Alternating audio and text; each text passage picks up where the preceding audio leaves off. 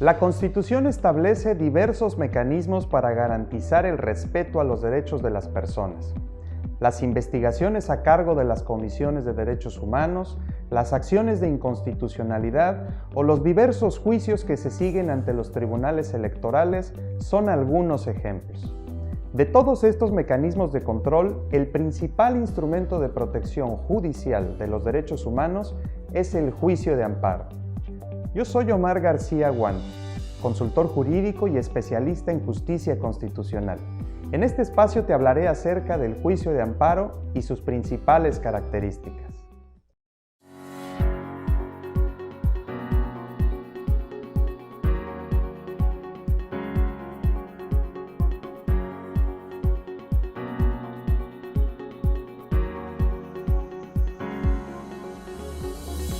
El juicio de amparo se encuentra establecido en los artículos 103 y 107 de la Constitución.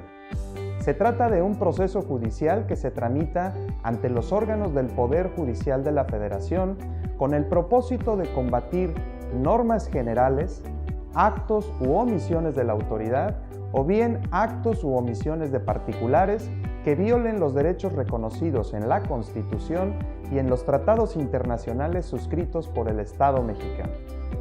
El juicio de amparo tiene por objeto declarar la invalidez constitucional de las normas generales, actos u omisiones combatidas y, en consecuencia, restituir a la persona en el goce del derecho humano violado. Por norma general debe entenderse cualquier ordenamiento general, abstracto e impersonal emanado no solo de los órganos legislativos, sino de cualquier autoridad competente para emitir este tipo de disposiciones. Por lo tanto, estamos hablando de tratados internacionales, leyes, reglamentos, acuerdos, decretos, disposiciones administrativas, entre otras, siempre que sus características sean la generalidad, la abstracción y la impersonalidad. Por acto de autoridad se entiende un hecho intencional, voluntario, positivo, negativo u omisivo, emitido por un órgano del Estado de hecho o de derecho con facultades de decisión o de ejecución, que produce afectación en situaciones particulares y concretas, teniendo como principales características el ser imperativo, unilateral y coercitivo. El acto de autoridad crea, modifica o extingue situaciones jurídicas en forma unilateral y obligatoria. Por su parte, la omisión de realizarse crearía, modificaría o extinguiría esas situaciones jurídicas. La Constitución reconoce la posibilidad de interponer el juicio de amparo para impugnar actos de particulares. En cuanto a estos, se trata de actos equivalentes a los de autoridad que afecten los derechos humanos reconocidos en la Constitución y en los tratados internacionales suscritos por México. Es importante que las facultades del particular estén determinadas por una norma de carácter general. Existen dos tipos de amparos regulados en la ley.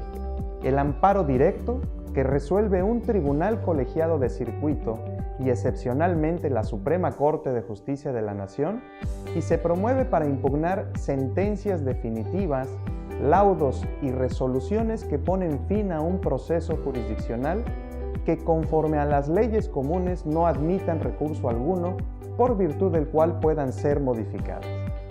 Por otra parte, la ley regula el amparo indirecto, que se tramita ante un juzgado de distrito o ante un tribunal unitario de circuito con el propósito de impugnar normas generales, actos u omisiones de la autoridad y de particulares distintos de las resoluciones que se combaten en el amparo directo.